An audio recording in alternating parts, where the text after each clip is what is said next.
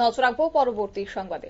একই দিনে একইভাবে পাহাড় সমান দুর্নীতির অভিযোগ তুলে আজ সিপিএম এর পক্ষ থেকে ডেপুটেশন প্রদান করা হয়েছে। সিপিএম কদমতলা অঞ্চল কমিটির পক্ষ থেকে আজকের এই ডেপুটেশন প্রদান এবং একই সঙ্গে তারা একদিকে যেমন অভিযোগ তুলেছেন, অন্যদিকে বন্যায় যারা ক্ষতিগ্রস্ত হয়েছে সেই ক্ষতিগ্রস্তদের সরকারি সাহায্যের দাবি এবং রেগার কাজ দীর্ঘ 7 মাস থেকে বন্ধ, তা দ্রুত চালু করার এবং গ্রামাঞ্চলে দেখা দিয়েছে অর্থনৈতিক দুরবস্থা।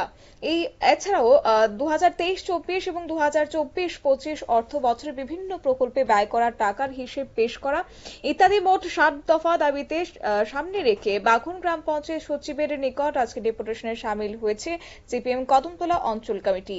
কি রয়েছে তাদের বক্তব্য, শুনুন। সিপিআইএম কদমতলা অঞ্চল কমিটির পক্ষ থেকে আজকে 7 দফা দাবির ভিত্তিতে কদমতলা ডি ব্লকের অন্তর্গত বাগন গ্রাম পঞ্চায়েতে 7 দফা দাবির ভিত্তিতে আমরা গণ ডেপুটেশনে মিলিত হয়েছিলাম।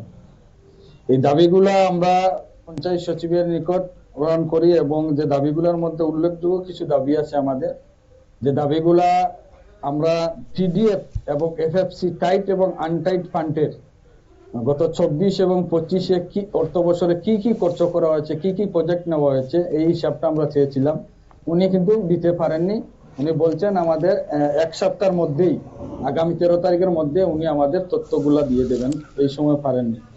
আমরা এই দাবির মধ্যে রেখেছি, আপনারা দেখছেন সারা রাজ্যে এই বর্ষার সময়ে প্রচন্ড বৃষ্টি হওয়ার ফলে অনেক বাড়িঘর ডুবেছে এবং কৃষকদের মাছ এবং সবজি টবজি নষ্ট হয়েছে।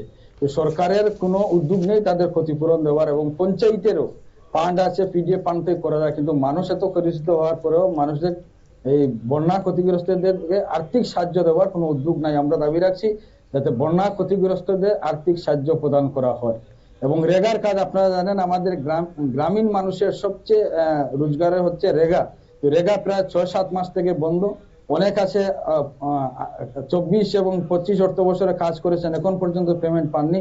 আমরা বলছি অতি সত্বর রেগার কাজ শুরু করা, কারণ বৃষ্টি হওয়ার ফলে, বর্ষা হওয়ার ফলে মানুষের হাতে টাকা নেই, সামনে ঈদ, কিন্তু প্রায় 4 মাস থেকে আমাদের এই বাগন গ্রাম পঞ্চায়েত বলুন আর কদমতলা ব্লক এলাকার মধ্যে বলুন, রেগার কাজ নেই। রেগার কাজ যাতে দ্রুত শুরু করা যায়, এই দাবিগুলো রাখছি। এবং বিশেষ আপনারা শুনলেন বাম সমর্থকদের বক্তব্য এবং তারা আজকে 7 দফা দাবিতে সরব হয়েছে। এই ডেপুটেশন কর্মসূচিতে আজ উপস্থিত ছিলেন সিপিএম যুব সংগঠনের নেতৃত্ব জহুরুল হক। অবশ্য তিনি বলেন তাদের দাবিগুলির যৌক্তিকতা স্বীকার করে পঞ্চায়েত সচিব তাদেরকে আশ্বস্ত করেছেন কিছুদিনের মধ্যেই সম্পূর্ণ তথ্য পেশ করবেন, অন্যথায় বৃহত্তর আন্দোলন গড়ে তোলারও হুমকি দিয়েছে আজ সিপিএম কদমতলা অঞ্চল কমিটি। নিয়ে নিচ্ছি ছোট্ট একটি বিজ্ঞাপন বিরতির সঙ্গে থাকুন।